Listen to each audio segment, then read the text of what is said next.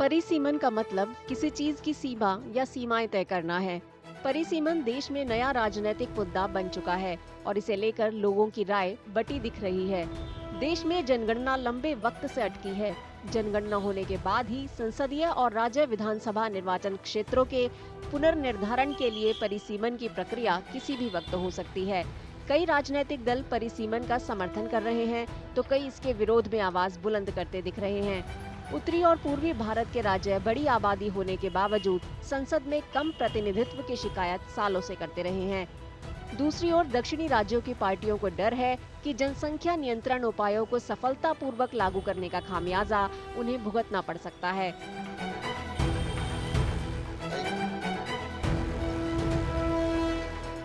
1952 में पहली बार परिसीमन के बाद 1951 की जनगणना के आधार पर 494 लोकसभा सीटें आवंटित की गईं।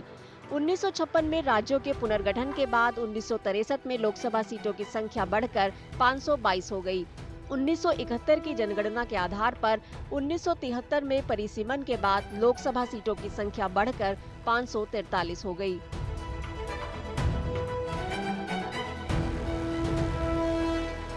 चिंताएं इस बात से पैदा हुई कि बिहार और उत्तर प्रदेश जैसे राज्यों में जनसंख्या वृद्धि ज्यादा देखी गई है, जबकि तमिलनाडु और केरल जैसे दक्षिणी राज्यों ने अपनी प्रजनन दर को सफलतापूर्वक नियंत्रित किया है।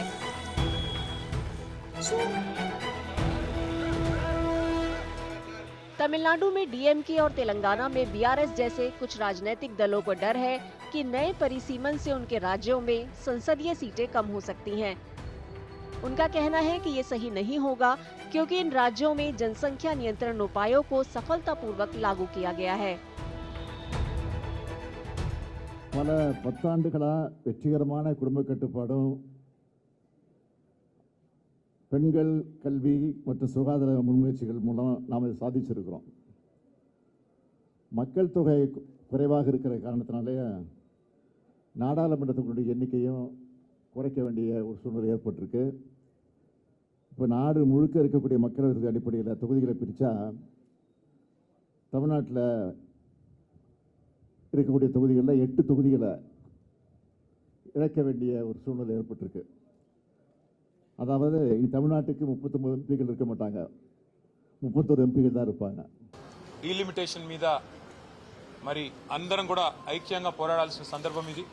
ఎందుకంటే మరి తెలంగాణనే కాదు, తమిళనాడు మాత్రమే కాదు, కేరళ, కర్ణాటక, అదేవిధంగా దక్షిణాదిలోని ఆంధ్రప్రదేశ్ అన్ని రాష్ట్రాలకు సంబంధించిన ప్రాతినిధ్యం తగ్గే అవకాశం ఉందనే వార్తలు వస్తున్న నేపథ్యంలో సమిష్టిగా పోరాడినట్టయితే తప్పకుండా దక్షిణాది రాష్ట్రాలకు న్యాయం జరుగుతుంది అనే వారి వాదన వారు వినిపిస్తా ఉన్నారు. हाल ही में केंद्रीय गृह मंत्री अमित शाह ने इन आशंकाओं को दूर करने की कोशिश करते हुए कहा कि परिसीमन प्रक्रिया का दक्षिणी राज्यों पर कोई असर नहीं पड़ेगा। मोदी सरकार ने लोकसभा में स्पष्ट किया है कि डीलिमिटेशन के बाद प्रोरेटा के हिसाब से दक्षिण के एक भी राज्य का एक भी सीट कम नहीं होगा।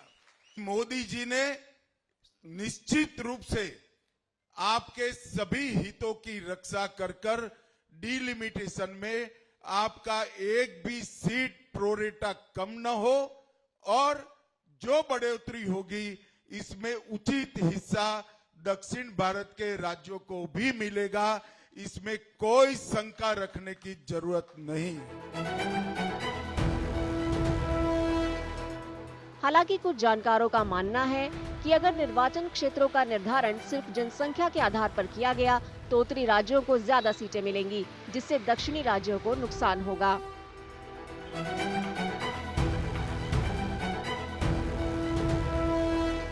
परिसीमन की प्रक्रिया नई जनगणना के बाद होने की उम्मीद है।